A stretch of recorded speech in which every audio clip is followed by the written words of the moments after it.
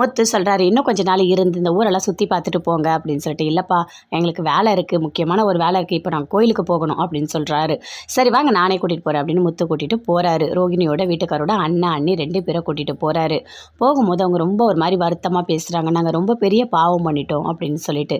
என்ன பண்ணீங்க அப்படின்னு சொல்லிட்டு முத்து கேட்குறாரு. இல்லை, என்னோட தம்பி ஒய்ஃப் வந்து 3 மாசமாக இருந்தாங்க, அப்போ அவன் இறந்துட்டான்.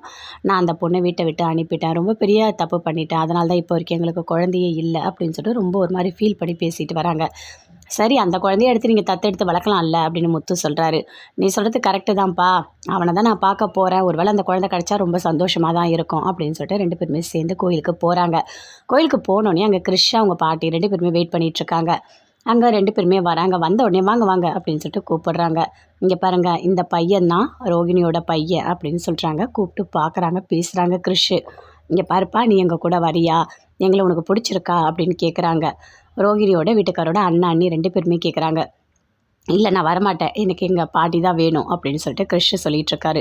முத்து வண்டியெல்லாம் வந்து ஓரம் கட்டிட்டு அப்படியே வராரு. வந்த உடனே பார்க்குறாரு, என்ன இது, இவங்க வந்து கிருஷ் கூட பேசிகிட்ருக்காங்க, யார் அப்படின்னு சொல்லிட்டு அப்படியே கிட்ட வந்து பார்க்குறாரு. யார் இவங்க அப்படின்னு சொல்லிட்டு. ஐயோ, முத்து பார்த்துட்டானா, போய் அப்படியே சொல்லிட போகிறான். ஐயோ அப்படின்னு சொல்லிட்டு கிருஷோட பாட்டி அப்படியே பயந்துட்டாங்க. கிருஷ் வா போகலாம் அப்படின்னு சொல்லிட்டு ரொம்ப கோவமாக அங்கேருந்து அப்படியே கூட்டிகிட்டு போகிறாங்க. என்ன, உங்களுக்கு தெரியுமா அப்படின்னு சொல்லிட்டு கேட்குறாரு முத்து. ஆமாம், நெருங்கின சொந்தம் தான். நான் சொன்னேன்ல, என்னோடய தம்பி வந்து இறந்துட்டான்னு சொல்லிட்டு, அவங்க ஒய்ஃபோட குழந்தை தான் இவன் அப்படின்னு சொல்கிறாங்க. அப்படியா அப்படின்னு சொல்லிட்டு முத்து சொல்கிறாரு. அவங்களுக்கு எங்கள் மேலே கொஞ்சம் கோவம், அதான் போயிட்டாங்க அப்படின்னு சொல்கிறாரு. அதை கேட்டோடனே முத்து அப்படி ஷாக் ஆகுறாரு. ஓ, அப்போ இவங்களோட சொந்தக்காரங்களா இவங்க அப்படின்னு சொல்லிட்டு. அவங்க கொஞ்ச நாள் என் வீட்டில் கூட இருந்தாங்க அப்படின்னு சொல்லிட்டு முத்து சொல்கிறாரு. அப்படியா அப்படின்னு சொல்லிட்டு காரில் வந்த 2 பேருமே கேட்குறாங்க. சரி, நான் போயிட்டு வரேன் அப்படின்னு சொல்லிட்டு முத்து வீட்டுக்கு போகிறாரு. வீட்டுக்கு போகணுன்னு எல்லாருமே சேர்ந்து வீட்டில் இருக்காங்க. ரோகிணி, மனோஜ் எல்லாருமே இருக்காங்க. அப்போது மீனா வந்துட்டாளா அப்படின்னு கேட்குறாரு. சரி, நான் ஃபோன் பண்ணுறேன் அப்படின்னு சொல்லிட்டு ஃபோன் பண்ணுறாரு. மீனா, அவங்ககிட்ட ஒரு முக்கியமான விஷயம் சொல்லணும். உனக்கு ஒன்று தெரியுமா, கிருஷுக்கு யாருமே இல்லைன்னு நம்ம நினச்சோம்ல, ஆனால் எல்லாருமே இருக்காங்க. அவங்க அப்பாவோட அண்ணனோட ஒய்ஃபு 2 பேருமே என்னோடய காரில் தான் வந்தாங்க.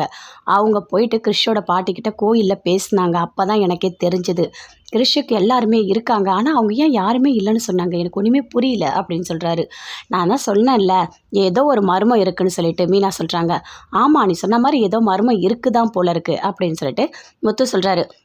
உடனே எல்லாருமே வராங்க. அங்கே அண்ணாமலை எல்லாருமே இருக்காங்க. அதே மாதிரி முத்து சொல்கிறாரு, கிருஷுக்கு நிறைய பேர் சொந்தக்காரங்க இருக்காங்கப்பா, நமக்கு தான் தெரியல அப்படின்னு சொல்லிட்டு.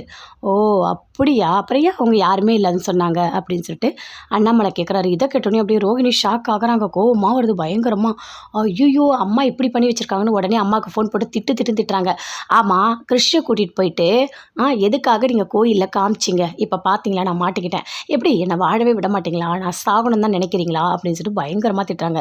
ஏய் கிருஷ், என்னதான் இருந்தாலும் உங்கள் வீட்டுக்காரோடைய அண்ணடி, அவங்க ரத்தம் பாவமாக இருந்தது, அதனால தான் கூட்டிகிட்டு போய் நான் கோயிலில் காட்டினேன் அப்படின்னு சொல்கிறாங்க. நீ காமிச்சிட்ட, இப்போ முத்துக்கு எல்லாம் உண்மையும் தெரிஞ்சிருச்சு, வீட்டில் வந்து எல்லாருக்கிட்டையும் எல்லாத்தையும் சொல்லிட்டான், இப்போ என்ன பண்ணுறது, எதுக்காக தான் நீ இப்படி பண்ணிகிட்ருக்க அப்படின்னு சொல்லிட்டு ரோகிணி பயங்கர கோவமாக அவங்க அம்மாவை திட்டுறாங்க. இங்கே பாருமா, நான் சொல்கிறத ஒரு நிமிஷம் கேளுமா.